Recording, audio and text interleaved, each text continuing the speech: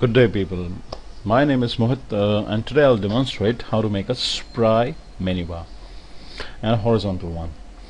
Guys, I have Dreamweaver open in front of you, and this is a Spry menu bar that I've already made for you.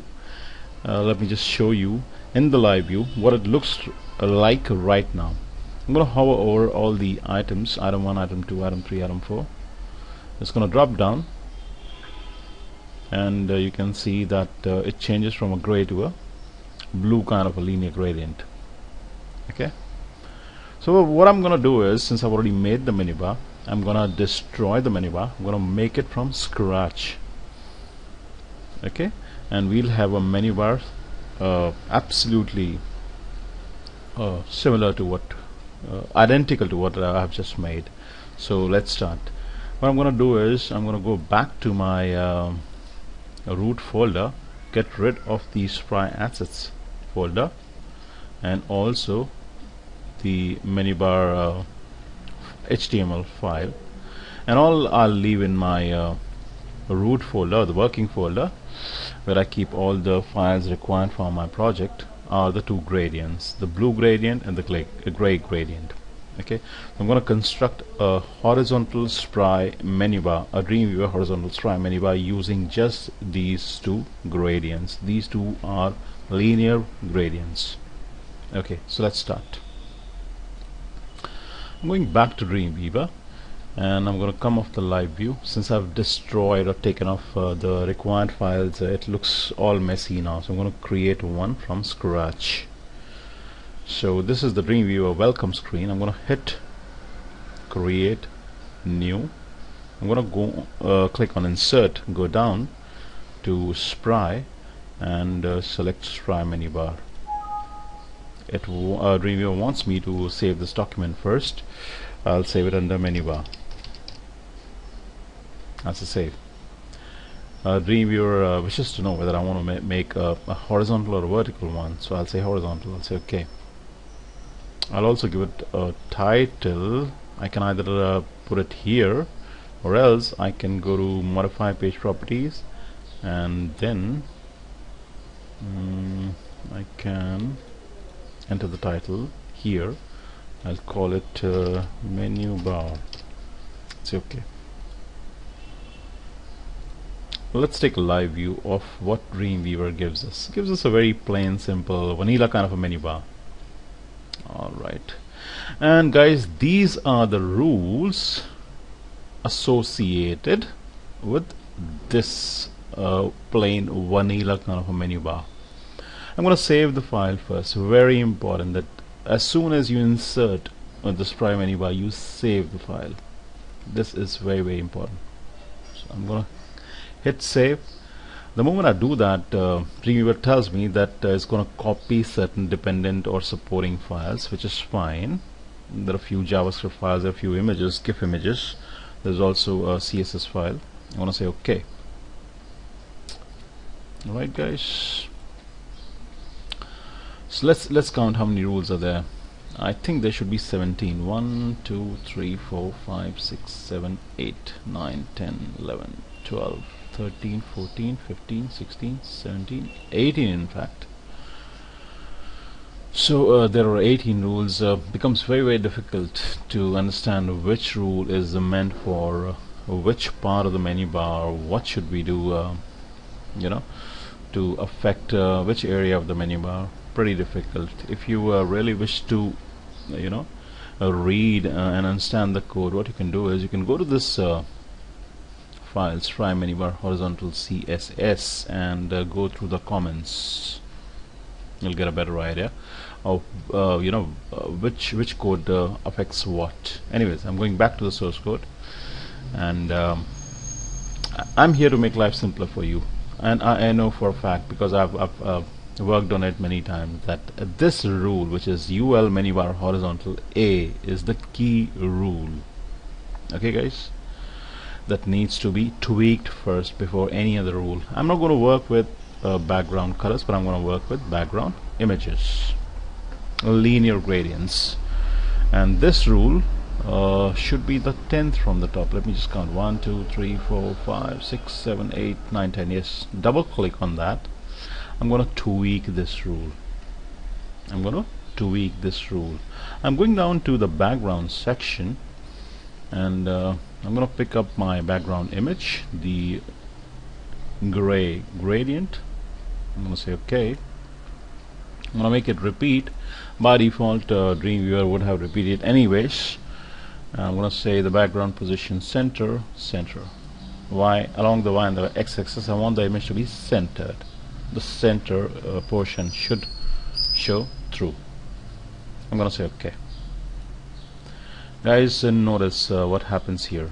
As soon as I say OK, there are certain changes. Let me show you in the live view. Okay, so the menu bar has changed color, shade. Now if you notice, all the areas except the areas that have either a down arrow or a right arrow have changed. Is that correct? Let me also show you in the Firefox browser. See, all the areas that either have a down arrow, all the tabs that have a down arrow or a right arrow have not been affected. All other areas, all other tabs have been affected. Cool. So which means that I should be tackling certain rules out of these 18 that are supposed to affect the tabs which have the down arrow, and I know for a fact that there are 4 rules that do that. How do I know that? It's very simple actually. Okay, this rule, this rule, this rule and this rule affect the these areas in question. How do I know that? See, once I click on this rule, which is UL menu bar horizontal, A menu bar item submenu, out here in the properties, it tells me that the background image in question that has been used is Spry menu bar down.gif. So it's telling me that the down arrow comes from this rule. The one at the bottom says that the right arrow is coming from this rule. This rule is again responsible for the down arrow hover. So this is right arrow hover GIF. Okay, so these are affecting the down arrow, the right arrow, and the down arrow hover, right arrow hover of the tabs. So these are the rules, and you can easily make that out by checking the background images of the tab. It should say a down arrow GIF or a bottom arrow GIF. Right, guys? Pretty simple to understand. So what I'm gonna do is, out of these 4 rules, I'm gonna affect the rules which don't say a hover, just say item submenu, and let's see what happens. So this is rule number 13th from the top, UL menu bar horizontal, A menu bar item submenu, where it says the background image is a Spry menu bar down.gif. Down. This area should be affected. I'm going to double click on that. I'm going to go down to the background section. I'm going to browse for my image, go down to my site root folder. I'm going to pick the same image, say OK. I'm going to say center, center along the X and the Y axis for the image. I'm going to make it repeat. I'm going to say OK. Guys, I was absolutely correct. See, now the menu bar completely has turned gray. Let's also take a Firefox preview. Right, so except the hover, everything is fine. Cool. I'm getting back to Dreamweaver. Let me tackle the rule just below, which is the 14th rule from the top, where the background image is Spry menu bar right dot GIF. So it's affecting the tab which has the right arrow without the hover. This tab has the right arrow. I'm gonna double click background category, browse for my image, go down to my site root folder, select the gray gradient. I'll say OK. I'm gonna make it repeat, and again center, center. Okay, See, without the hover, this area has been affected. Without the hover, it's turned gray too. Cool. So after the 13th and the 14th rule, I'm going to tackle the 15th and the 16th rule.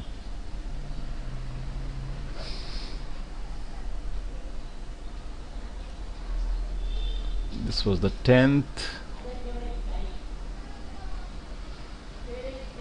Then we tackle the 13th, 14th. So I'm going to tackle the 15th and the 16th now, rather. I'm going to double click, and these areas will affect the hovers, where we have the down arrow. If you look down in the properties, for UL menu bar horizontal A menu bar item submenu hover, it says that it's supposed to have a background image of a hover. Okay, so clearly indicates that wherever we see arrows, down arrows, that tab is going to be affected.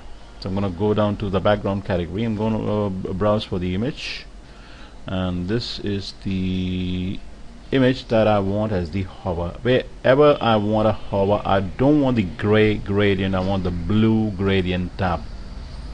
I'm going to say OK, and I'm going to make it repeat. I'm going to say left, and also going to say bottom, left bottom, to show through. Alright, so apply and say OK. Or I could have straight away said OK. Guys, notice the changes.